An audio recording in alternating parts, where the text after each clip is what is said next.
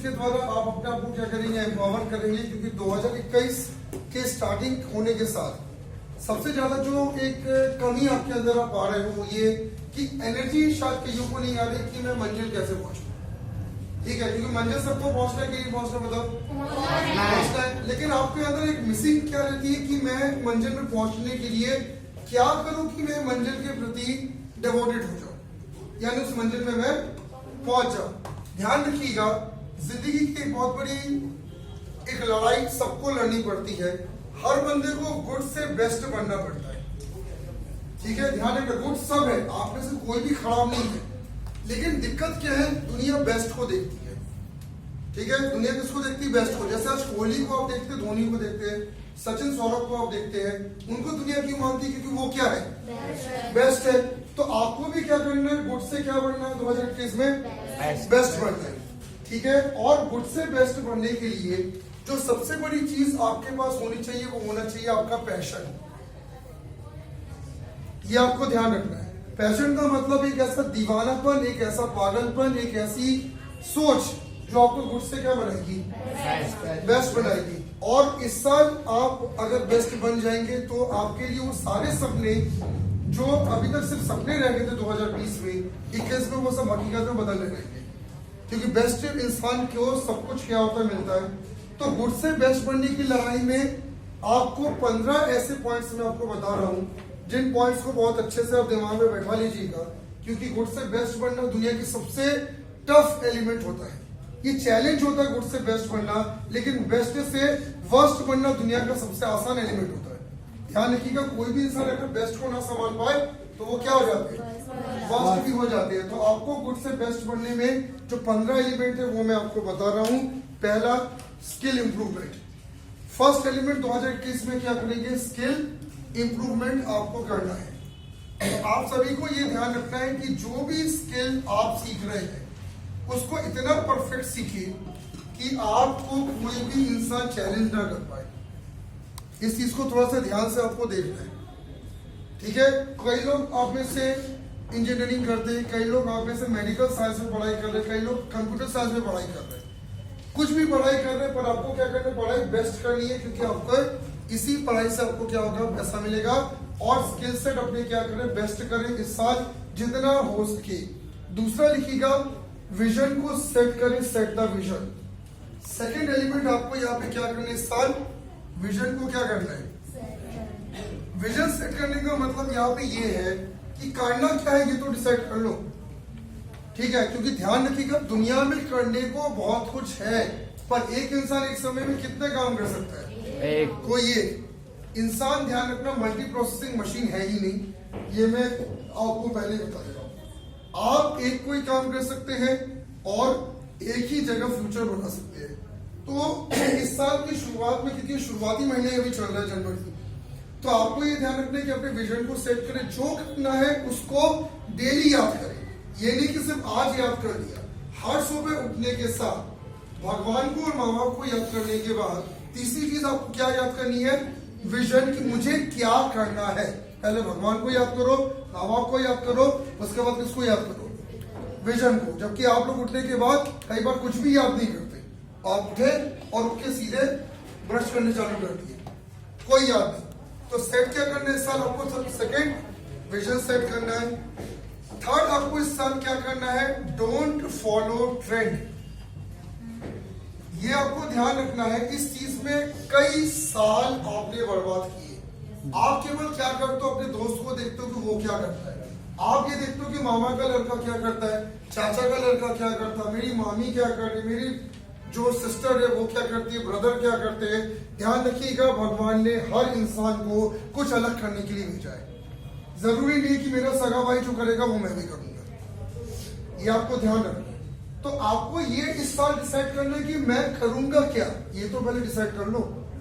वो कौन सा ट्रेंड है जो मैं बनाने वाला हूं, जो आज तक किसी ने नहीं बनाया, वो मुझे क्या करना होगा, इस साल डिसाइड करना पड़ेगा। और आपके दिमाग में कुछ है हटके करने की खूबी की, आप ये सोचते हो कि जो चल रहा है उसी के पीछे पीछे चलते हो, हटके चलना चाहते हो कि नहीं चाहते, कुछ नया करना चाहते हो कि नहीं चाहते, चाहते हैं। तो आपको ध्यान रखना कि इस साल थर्ड आप करेंगे, अपने ट्रेंड बनाइए, किसी के ट्रेंड को फॉलो मत करिए, खुद का कुछ नया करिए, कुछ ऐसा करिए जो किसी ने आज तक नहीं किया हो। लेकिन क्योंकि पहली बार आप करोगे तो आपको वो नाम मिलेगा जो किसी को नहीं मिला। जैसा भी शाहरुख खान का भी उदाहरण चल रहा था, शाहरुख खान के पिताजी मात्र क्या थे, छोटे से कोई ड्राइवर था, कई लोग टी स्टॉल भी कहते हैं, लेकिन वो बहुत एक छोटे से बिजनेस करते थे। तो शाहरुख खान ने उस फैमिली से उठकर अपना ट्रेंड बनाया। उन्होंने इस इंडस्ट्री में कदम रखा जबकि उनके पीछे कोई भी बहुत बड़ा माँ बाप नहीं था। और यहाँ पे आने के बाद जहाँ पे जिनके माता पिता बहुत बड़े एक्टर्स होते हैं उन्हीं की केवल चलता है, उनके बीच में शाहरुख खान ने सुपरस्टार बनने का भी गौरव प्राप्त किया। तो एक छोटे से फैमिली से वो उठ के सुपरस्टार क्यों बने, क्योंकि उन्होंने खुद का ट्रेंड बनाया, ना कि अपने माँ बाप के ट्रेंड को फॉलो किया। और वो भी चाहते थे छोटी सी सरकारी नौकरी करके या एक प्राइवेट जॉब करके भी जिंदा रह सकते थे, पर उन्होंने अपनी टैलेंट को पहचाना और उस टैलेंट से कुछ क्या किया, बड़ा किया। हटके भी क्या बड़ा किया, सुपरस्टार एक छोटी सी फैमिली बहुत बड़ी बात हो जाती है। नंबर चौथा, बिकम मास्टर इन सब्जेक्ट। इस साल 2021 में आपको ये डिसाइड करना है कि मुझे अपने सब्जेक्ट में क्या बनना है, मास्टर बनना है। क्योंकि मैंने कहा ना, दुनिया से बेस्ट को सलाम करती है, गुड को कोई सलाम नहीं करता। आप कहते हो कि I am good in work, कई बार आपसे पूछा जाता है कि आप किस चीज में अच्छे हैं, आप कहते सर मैं गाने में अच्छा हूँ। ठीक है, आप गाने में अच्छे हो, पर दुनिया आपको नहीं जानती। दुनिया से किसको जानती है, जो बेस्ट सिंगर थे दुनिया में, जैसे किशोर कुमार, उसको दुनिया जानती है, उदित नारायण को जानती है, लता मंगेशकर को जानती है। ठीक है, इसका कारण क्या है कि वो बेस्ट है और आप केवल क्या रह गए। तो आपको ये ध्यान रखना है कि आपको मास्टर बनना पड़ेगा, क्योंकि मास्टर जब आप सब्जेक्ट में बनोगे तब आप क्या बन जाओगे, बेस्ट। और ध्यान रखिएगा, बेस्ट इंसान इस दुनिया से जाने के बाद भी याद किया जाता है। आज भी ध्यान रखना, हम आर डी बर्मन साहब को याद करते हैं। आज भी ध्यान रखिएगा, हमारे बीच में राजेश खन्ना जी, ठीक है, जो पहले सुपरस्टार भारतीय सिनेमा के, उनको आज भी हम याद करते हैं। कारण क्या है कि वो बेस्ट थे। तो क्या बनो इस साल, बेस्ट बनो। गुड बनकर सिर्फ आप काम नहीं चला सकते। पांचवा पॉइंट आपका है, give benefit to society and parents. Society और पेरेंट्स को बेनिफिट दे। आपको ये ध्यान रखना है कि आप जब काबिल बनते हो तो उस काबिलियत का सबसे पहला जो फायदा होता है वो आपके माँ बाप को होता है, और दूसरा फायदा किसको होती है, उस सोसाइटी, उस देश को होता है, जिस देश से आपको, जिस सोसाइटी से आपको। मैं यहाँ पे एक बहुत इंपॉर्टेंट बात बता रहा हूं कि अगर आप इस समय काबिल होते तो आप सबसे ज्यादा टैक्स सरकार को देते। आपके पास इतना पैसा होता कि आप बीच बीच में कोई ना कोई कार्यक्रम करते जिससे आप कईयों का भला करते, जैसे भंडारा कभी करा दिया, कभी आपने रामायण का पाठ करवा दिया, कभी कुछ नहीं तो आपने वृक्षारोपण करवा दिए। लेकिन इनमें से कोई भी कार्यक्रम आज आप नहीं कर पाते। इच्छा कई बार होती है ना कि यार एक बार हम भंडारा करवाएंगे, एक बार गौरी घाट की सफाई करवाएंगे, पर क्यों नहीं कर पा रहे, क्योंकि दिक्कत क्या आपके साथ है कि आप काबिल ही नहीं हो। तो आपको ये ध्यान रखना है कि काबिल आप जब तक नहीं बनेंगे तब तक आप सोसाइटी को, अपने माता पिता को, अपने समाज को, देश को कुछ दे पाओगे क्या, नहीं दे पाएंगे। तो ये आपको ध्यान रखना है कि इस साल हमें इतना काबिल बनना है कि हमने जिनसे लिया हम उनको क्या करें, कुछ दे भी। अगर मैं जबलपुर से कुछ लिया तो जबलपुर को कुछ देना बनता है भाई, हर समय हम प्रशासन को दोष नहीं दे सकते। अगर हमने इस इंडिया से कुछ लिया तो हमें इंडिया को भी क्या करना होगा, और सबसे ज्यादा तो माता पिता से लिया आपने, तो रिटर्न में क्या दिया उनको, आज तक कुछ नहीं दे पाए। सिर्फ एक झूठा सपना आपने दिखाया कि एक दिन मेरे दिन आएगा, और वो एक दिन आज तक नहीं आया। अपना टाइम आएगा, ठीक है, अपना टाइम आएगा, और वो आज भी वो टाइम कभी नहीं आया। तो इस साल आप डिसाइड करें कि मुझे अपने पेरेंट्स और सोसाइटी को देना है। अपना टाइम आते आते शादी की उम्र आ गई, ठीक है,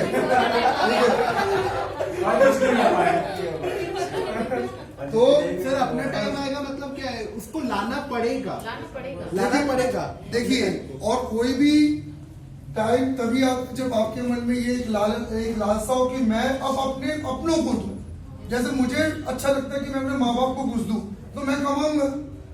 अगर मैं चाहता हूँ कि जबलपुर के लिए कुछ करूँ तो मैं कमाऊंगा। अगर मैं चाहता हूँ इंडिया के लिए कुछ करूंगा तो मैं कमाऊंगा। तो जब तक आपके मन में कुछ करने की लालसा नहीं, देने की लालसा नहीं है, तो कमाओगे कहाँ से। पहली बात है, जब आप कुछ नहीं बन पाओगे तो जबलपुर को क्या दोगे। बात वही है, तो कुछ तो बनो जिससे देना चालू करके। बहुत ले लिया, ले लेके 20-22 साल से ले ही रहे हो लगातार, अब क्या करो, देना चालू करो। देने के लिए क्या जरूरी है? काबिल बनना। कल से ऐसा ना हो ऑटो वालों को गाली ना दो।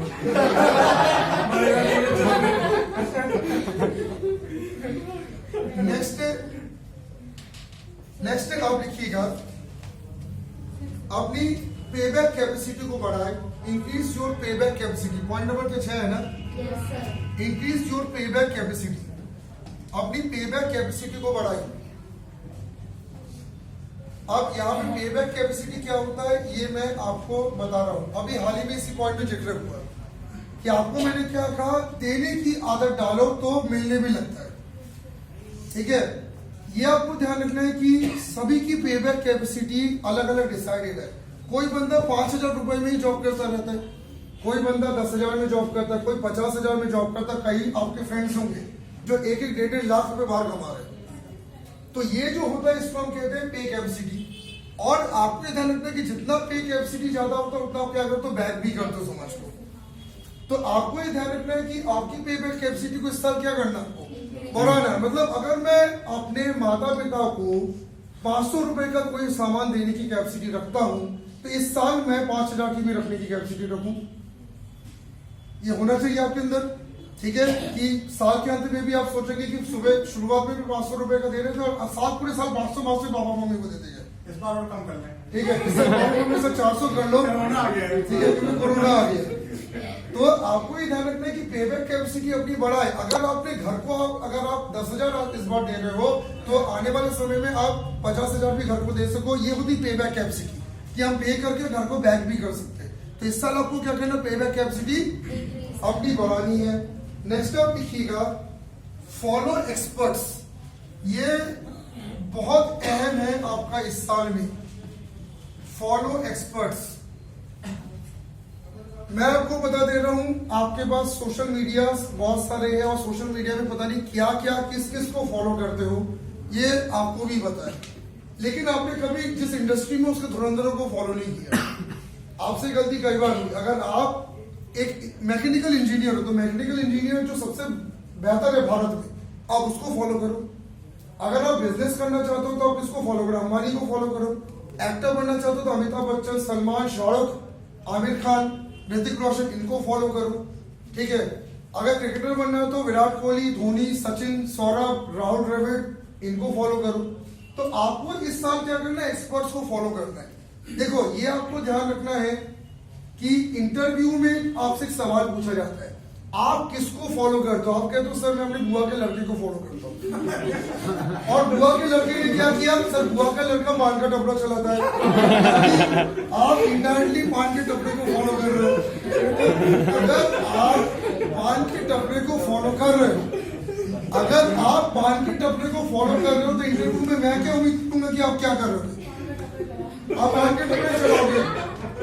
फॉलो ऐसे इंसान को करो जो इंसान फॉलो करने के मुकाम में हो। ठीक है, और इसके पहले के एक लेक्चर में मैंने बहुत बड़ी चीज आपको बताई थी, सभी थोड़ा ध्यान से सुनिएगा। मैंने एक लेक्चर में आपको ये बताया था कि हमेशा एक्सपर्ट और गुरुओं को फॉलो करो। मैंने आपको बहुत पहले बताया था, क्योंकि आप जो है वो सही गुरु को ना चुन के कई बार बहुत बड़ी मुसीबत ले लेते हो अपनी लाइफ में। तो आप क्या करें, जो भी अच्छा गुरु आपको समझ में आता है उसको फॉलो करो। और जितने भी कामयाब लोग होते हैं, अगर आप उनको देखेंगे ना तो कामयाब लोग अपना ज्यादातर हिस्सा गुरु के साथ बिताता था।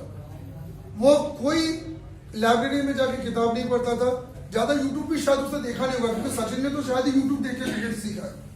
सचिन के जमाने में ऐसा तो नहीं कि लाइब्रेरी कोई होती थी क्रिकेट में, उसमें जाके सचिन ने शॉट सीखे। उदाहरण है आशुतोष राणा, बीच में जब फिल्मों में कुछ गैप मिलता था तो वो दादा के आश्रम में आते थे।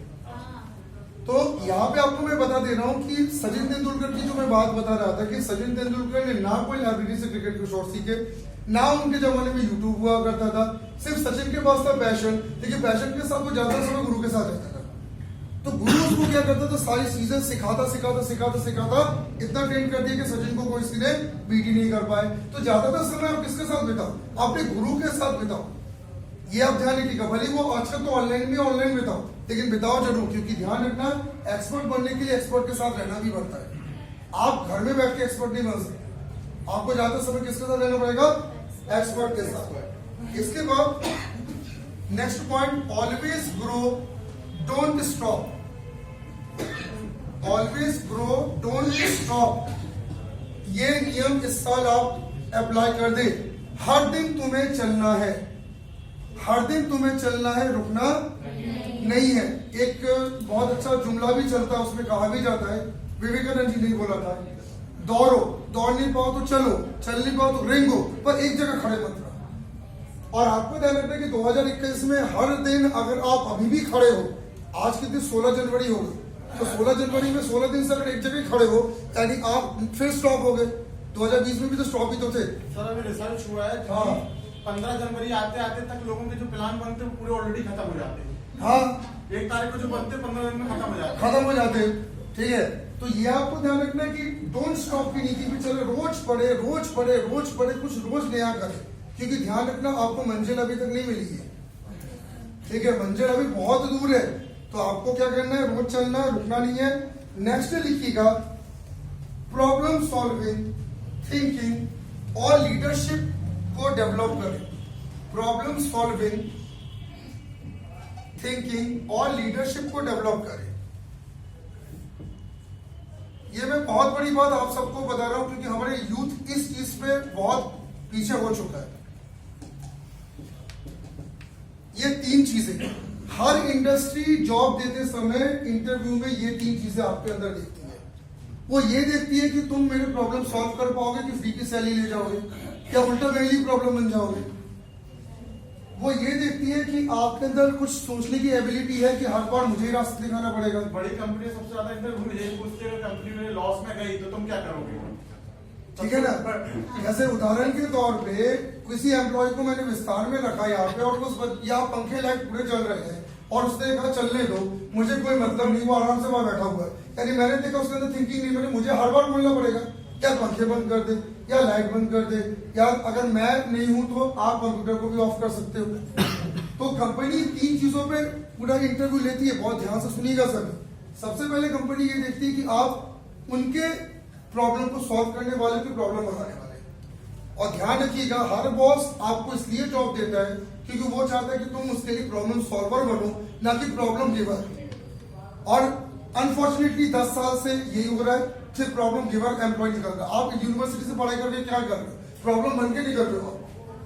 संस्था का मालिक जब आपको जॉब देगा तो 6 महीने तो वो पागल हो जाता है कि अरे इसको पूरा काम सिखाओ रहे, इसको कुछ भी नहीं आ रहा, इसको स्किल नहीं आते, छोटी मोटी प्रॉब्लम में रो देता है, थोड़ा डांटो तो छोड़ के चला जाता है। तो प्रॉब्लम सॉल्विंग देखेगा। दूसरा थिंकिंग का मैंने एग्जांपल दिया, आप क्या सोच के साथ आए। देखो, आपकी एजुकेशन से किसी को कोई मतलब नहीं है, आपके दिमाग से सबको मतलब है। अगर आप 12th पास भी हो लेकिन आपकी थिंकिंग बहुत अच्छी है तो आप कंपनी के लिए बहुत बड़े एसेट हो।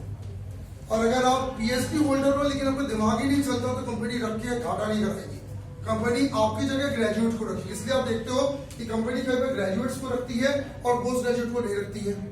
एमसी वाले को नौकरी नहीं मिली, बीसी वाले को नौकरी मिल गई। कारण क्या है, पीसीए की थिंकिंग ज्यादा अच्छी थी, एमसी की थिंकिंग नहीं थी, तो एमसी वाले घर बैठे हुए। और थर्ड क्या, लीडरशिप। देखो, आपको ये ध्यान रखना है कि हर एक इंसान कहीं ना कहीं लीडर है। आप भी घर के मामलों में कहीं ना कहीं लीडर बन जाते हो। आप जॉब करते हो तो जॉब में भी एक आध मामले में बॉस आपको लीडर बना के रखता है और वो ये उम्मीद करता है कि अगर मैं ना रहूं तो तुम क्या करो, लीड कर सको।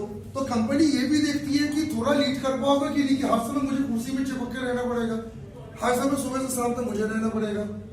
तो ये 3 चीजें अपने अंदर डेवलप करो, प्रॉब्लम सॉल्विंग, थिंकिंग और लीडरशिप। इन जो 3 चीजों को सबसे ज्यादा इंटरव्यू में एचआर देखता है।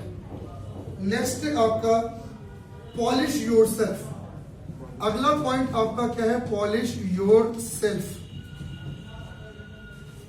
खुद को डेली क्या करो, पॉलिश करो। आप अपने जूतों को भी पॉलिश करते हो लेकिन खुद को पॉलिश कई सालों से नहीं किया।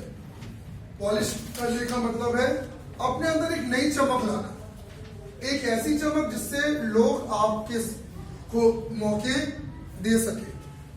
और ये आपको ध्यान रखना है कि इंसान केवल एक ही मामले में पॉलिश को कर सकता है, वो है डेली एक नए ज्ञान को अपने अंदर भरते जाना। ध्यान रखिएगा, दुनिया का सबसे बड़ा इंटेलिजेंट मशीन इंसान ही है और इंसान को ये ताकत ईश्वर ने दी है कि वो डेली क्या कर सकता है, खुद को अपग्रेड कर सकता है। ठीक है, हम आजकल कहते हैं कि मशीन हमसे ज्यादा ताकतवर है, लेकिन मशीन भी उतना ही अपग्रेड कर सकता है जितना हम बताते हैं। पर भगवान ने हमें इतनी शक्ति दी है कि हम बिना बताए भी खुद को क्या करते हैं, अपग्रेड कर सकते हैं। जिस सब्जेक्ट में आप पढ़ाई कर रहे हो उसमें डेली खुद को क्या करना, पॉलिश करना है, खुद को डेली पावर देना है, नई नई चीजों को सीखना है, अपनी वैल्यू को बढ़ाना है। वैल्यू को बढ़ाने का मतलब क्या है? वैल्यू को बढ़ाने का मतलब यहाँ पे ये है कि तुम्हारी कीमत अगर आप साल के शुरू में 10,000 पर मंथ है तो साल के अंत में 50,000 होना चाहिए। इतना कुछ सीख लो कि 50,000 भी देने भी कम लगने लगे। तो अगर तुम्हारे साल के अंत की कीमत भी 10,000 ही है तो फिर कोई मतलब नहीं है, ये मैं आपको बता दे रहा हूं। Next point, use resources effectively. 11वां पॉइंट जो मैं आपको यहाँ पे बता रहा हूं, आपको करना क्या है, अपने रिसोर्सेज को क्या करना है, इफेक्टिवली यूज करना है। अच्छा, अब ये आपको ध्यान रखिएगा, रिसोर्सेज का मतलब यहाँ पे आपको सारी चीजें जो भगवान ने और माँ बाप ने आपको दिया है। भगवान ने आपको जन्म दिया, ये सबसे बड़ा रिसोर्स था कि इंसान बना के भेज दिया, कुछ और नहीं बना सकता था। माता पिता ने आपको शरीर दिया, माता पिता ने आपको खाने के लिए खाना, घर, आपके सारी इच्छाओं को पूरा किया। बदले में आप क्या कर रहे हैं? क्या आप पेबैक कैपेसिटी है आपके पास? क्वेश्चन नहीं उठता है। माँ बाप ने तो सारी चीज हमारी कर दी, हम उनको एक चप्पल भी लाके नहीं दे सकते, हम उनको उनकी इच्छाओं के हिसाब से कुछ भी लाके नहीं दे सकते। आपकी पेबैक कैपेसिटी नहीं, इसी पेबैक की मैंने बात की थी कि बदले में आप क्या देने के लायक आज तक नहीं बन पाए, जबकि कायदे से आपको पेबैक कैपेसिटी आपकी बहुत बढ़ जानी चाहिए थी। तो रिसोर्सेज जो ईश्वर की कृपा से आपको मिला उसको क्या करें, बहुत बेस्ट यूज करें, सही यूज करें, क्योंकि जो रिसोर्स आपको मिला है, कई ऐसे लोग हैं वो भी उनको रिसोर्स नहीं मिलता। ठीक है, कई लोगों को बहुत अच्छा घर नहीं मिलता, कई लोगों को बहुत अच्छा खाना नसीब नहीं होता, बहुत अच्छा पहनना नसीब नहीं होता, क्योंकि उनके माँ बाप अफोर्ड नहीं कर पाते। लेकिन वो निकल जाते, आप रुक जाते हो। एक रिक्शे वाले का बच्चे पेपर IAS निकल जाता है, और बड़े बड़े महलों में रहने वाले सरकारी नौकरी में एक ग्रुप डी की एग्जाम नहीं निकाल पा रहे। इसका कारण क्या है? इसका मेन कारण है कि तुम्हें आराम से रहने की आदत हो गई है। अगर आपके अंदर ये आदत है कि मैं हमेशा कंफर्ट जोन में रहूं, कंफर्ट जोन यानी बस आराम से बैठा रहूं, मिल ही रहा मुझे, तो कंफर्ट जोन से अगर आप रह रहे हो तो ये ध्यान रखिएगा, आप अपनी जिंदगी खत्म कर रहे हो। ठीक है, और कंफर्ट जोन से बाहर निकलना पड़ेगा, क्योंकि आप ये ध्यान रखिएगा, दुनिया में कंफर्ट जोन सबसे बड़ा वायरस होता है। कई लोग आप इसे कंफर्ट जोन में होंगे जिनके माता पिता के पास बहुत पैसा देने कंफर्ट जोन में होते, उनको चिंता नहीं है, उनको मालूम है 2021 में मेरे पिताजी खिला देंगे, आई हैव नो डाउट। देखिए, जिसको डर रहता है कि मेरे पापा नहीं खिला पाएंगे, वो रात में मजदूरी करता है, रात भर पढ़ाई करता है। कंफर्ट जोन से आपको क्या करना, निकलना है। तो रिसोर्स इफेक्टिवली अगर यूज करना है तो किससे निकल जाओ बाहर, कंफर्ट जोन को छोड़ो भैया। ये मान के चलो